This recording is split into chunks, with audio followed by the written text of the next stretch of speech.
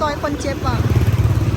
เขาคิดว่าน่าจะซอยคนเจ็บแต่ผู้เฒ่ายังบ่สบายนะ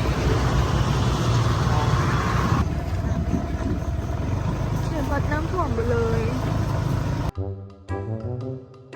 อัปเดตน้ำของวันนี้วันที่14หลังจากเมื่อคืนนี้มีฝนตกหนักเนาะฝนตกตั้งแต่12 โมงตอนดึกจนมื้อนี้ตอนสวย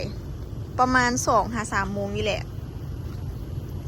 มันจึงหยุดมันจึงคอยลงมันจึงเบาลงซึ่งน้ำกับบได้ขึ้นหลายก็จะประมาณนี้ตอนนี้แมนเฮาทายอยู่หลังโรงแรมดอนจันทร์พาเลทอัปเดตอยู่หลังโรงแรมดอนจันทร์พาเลทน้ำก็จะอยู่ประมาณนี้เขตแถวนี้มันจะสูงแต่ว่าอยู่แถวเขตนั้นมันจะต่ำแล้วก็อยู่เขตแถวคุ้นมันก็จะต่ำเดี๋ยวเขาจะไปเขตแถวนั้นให้ทุกคนเบิ่งก่อนแถวนั้นจะเป็น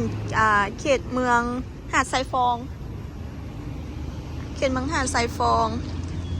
ทางนั้นมันจะเป็นเขตเมืองสีโคตตะบองเดี๋ยวเขาจะพาทุกคนไปเบิ่งเขตนั้นตอนนี้เขาจะอยู่จุดระหว่างกลางของนครหลวงอันนี้อยู่หลังดอนจันทร์พาเลทไป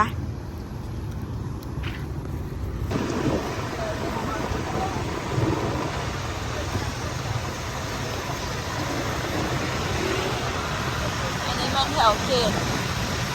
ของงานแลนด์มาร์ค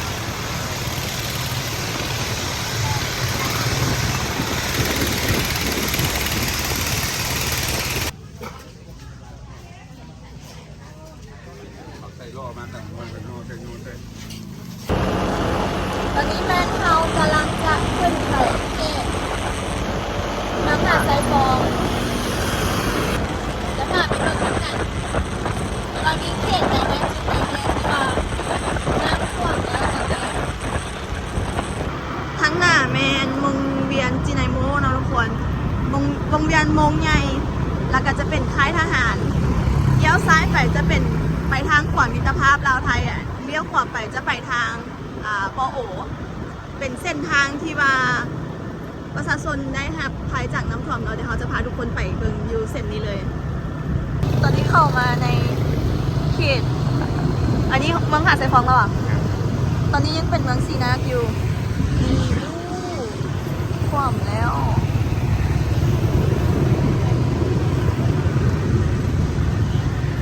โอ้ขนาดนี้เลยว่ะ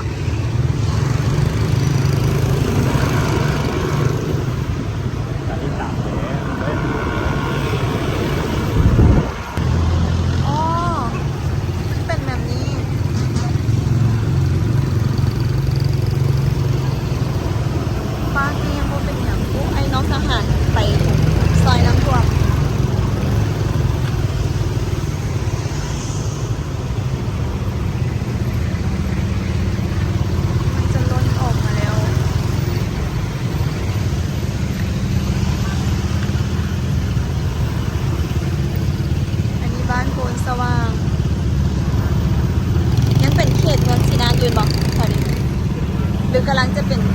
เมืองกันหาดทรายฟองอ่ะ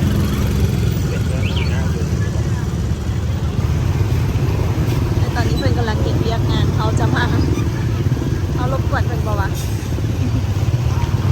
แต่ก็อยากถ่ายให้ทุกคนเบิ่งอันนี้น่าจะเป็นของทางรัฐเพื่อนเอาดินลงมาให้แต่ละจุดให้พี่น้องประชาชนซอยกันเอาดินทรายใส่ไทยแล้วก็ตัดไว้เพราะให้น้ำมันไหลผ่านแล้วก็มีทหารมาซอย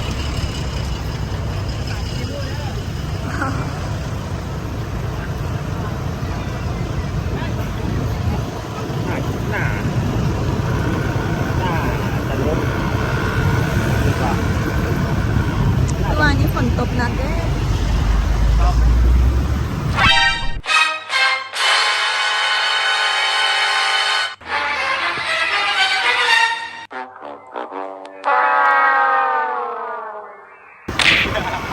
มานี่น้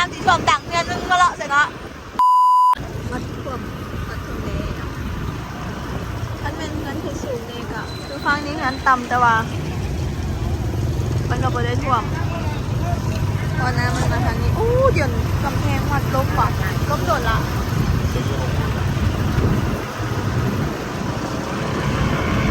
ถ้าเกิดไปสูงแน่มันก็บ่ท่วมแต่ว่าเงินต่ำก็บ่รอด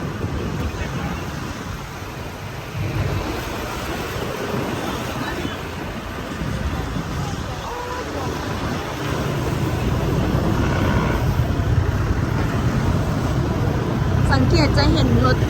ถมดินมาหลายคันแฮงเพราะว่าเพิ่นเอาดินมาถมให้แต่ละจุดก่อนน้ำท่วมเพื่อให้ประชาชนเอาดินทรายใส่ถุงเฮ็ดเป็นคันปูกันน้ำไว้บ่ให้น้ำไหลเข้ามาเขตหนทาง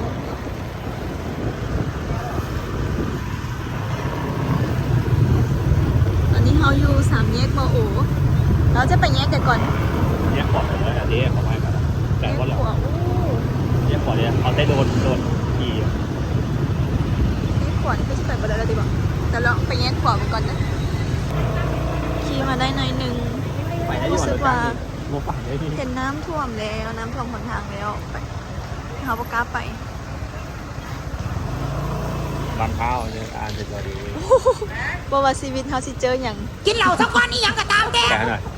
โอ้ได้ บอกว่าเขาชีวิตเขาสิเจออย่างบอกล้าไปไปกลับคืน นึกว่าเป็นยังมึง เงาไปเลยเงาไปเลยแล้วเขาจะไปแยกฟังกันอันนี้มันขี่เข้ามาน้อยเดียวหนึ่งเดี๋ยวเจอน้ำท่วมแล้ว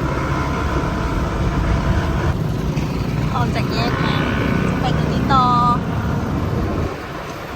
ต้องขวามือน้ำจะท่วมใส่ตัวนี้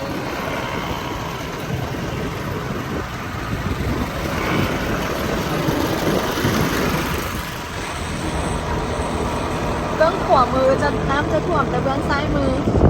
ยังบ่มีอย่างเถื่อยังบ่เป็นอย่างเถื่อ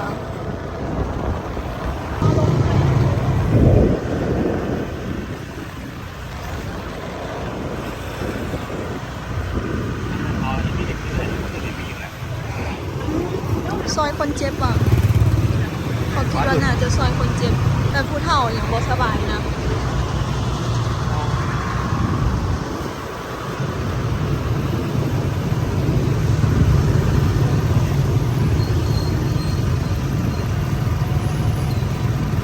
เลยแล้ เปิ ว ดไฟไว้อีกแล้วทั้งหมดแล้วเปิดไฟไว้อีก น้ำประมาณนั้นบ้าง โรงแรมเอาโอ้มันก็ยังไฟทอดผมมีโอ้โห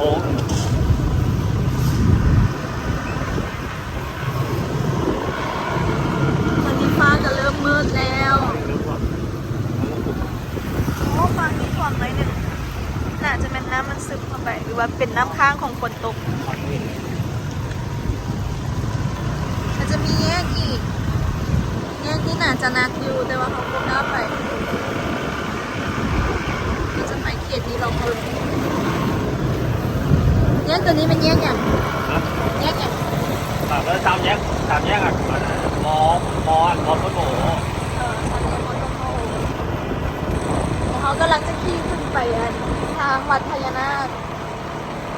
ระหว่างทางที่ขี่มานี่เส้นนี้มันผสมกับบ่ค่อยได้หับหายจากน้ำท่วมหลายปันไดเนาะ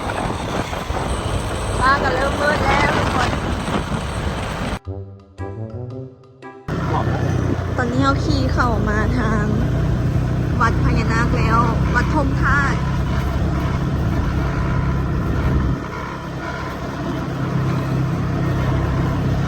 แถวนี้จะเป็นคอยต่ำแล้วเขากำลังจะขี่ขึ้นเป็นทางคอยขึ้นสูงโอ้เขตวัดน้ำท่วมเขตวัดน้ำท่วมไปเลย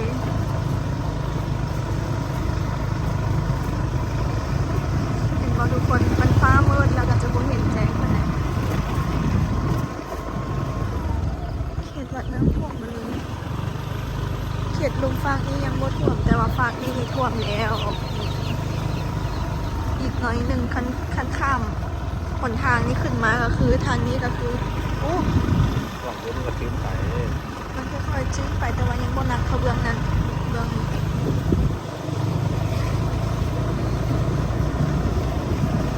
โอ้ดีแต่ว่ามีเหงื่อเนาะฟังที่มันอยู่ใกล้น้ำโขงเนาะเป็นบอก นี่แหละกินของเลยเลย ติดน้ำโขงเลยฟังนี่เนาะฟักซ้ายมือติดน้ำโขงฟังนี่มันจะค่อยๆซึมมา แต่ว่าฟังนี่ท่วมเลย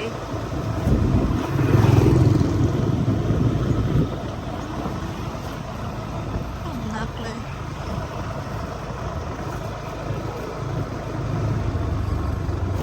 หลังคาเงินท่วมไปเลยจนติดน้ำของเลย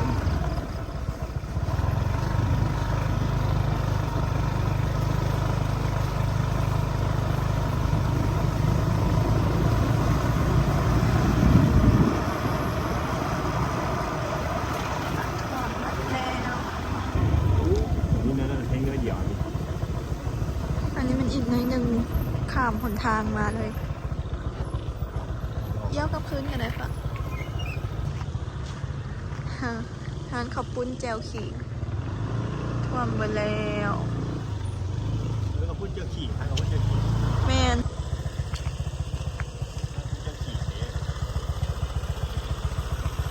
ท่วมหมดแล้ว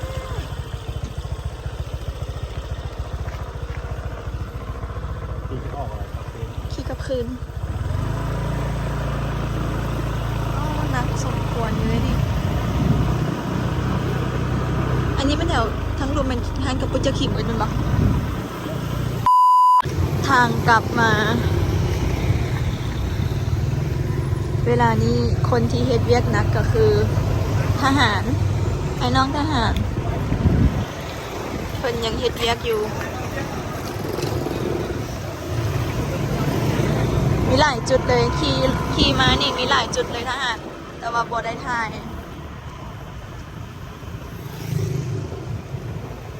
อันนี้ก็2 จุด อันนี้ก็อีกจุดหนึ่งขี่ไก่มาอีกเมื่อกี้นี้ก็มี2 จุด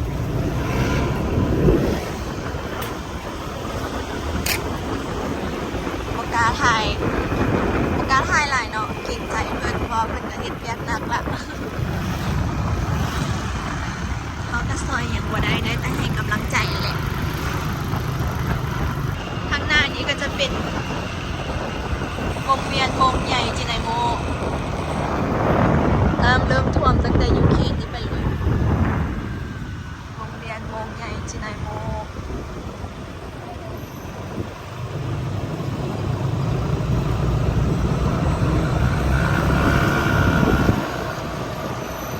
ทางเข้าไปเมื่อกี้นี่มันทางหนึ่ง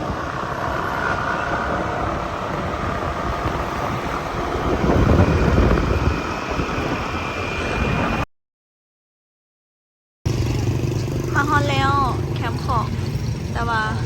ทางนี้เพิ่นบ่ให้ผ่านแล้วเป็นตันแล้วตอนนี้จอดรถแล้วยางขึ้นไป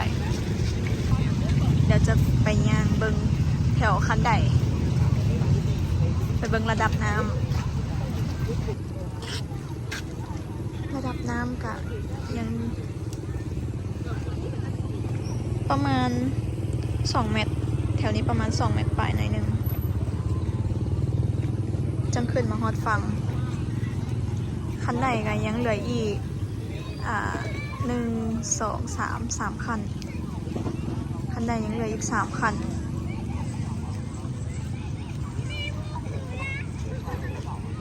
มีเหือหน่วยกู้ภัยก็จะมาเฝ้าเวียนเบิ่งระดับน้ำอยู่นี่ไปกะจบซ้ำนี่สำหรับการอัปเดต